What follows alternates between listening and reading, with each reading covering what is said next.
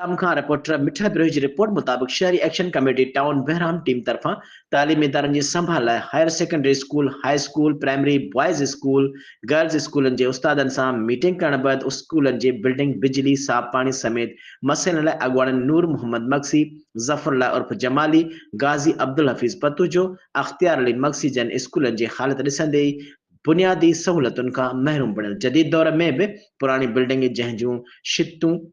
दीवारूं ज़बून हाल ॾिसी मीडिया आॾो दाहींदे चयो त इल्मु इंसान जी टीं अख तालीम इंसान जी अंधेरे मां ॿाहिरि कढी रोशनी ते पहुचाए थो ऐं मुल्क जो सदर वज़ीर आज़म MPA MNA समेत बाला ऑफिसर जिन बि तालीम हासिल करे मंज़िलुनि ताईं पहुता आहिनि असांजे शहर बहराम जे तालीमी इदारनि जो हाल ॾिसो ख़ुदारा हिन तरफ़ बि ध्यानु ॾिनो वञे। आख़िर में हिननि town chairman Ahmed Ali Birohi, DC Kambar Shahdad कोट सजाद कादरी, PS 15 MPA ऐं PP सूबाई सिंध सदर निसार अहमद खोड़ो MNA 206 खुर्शीद मंजूरी जो जन सख़्तीअ सां नोटिस वठी स्कूलनि जी बिल्डिंग, वॉशरूम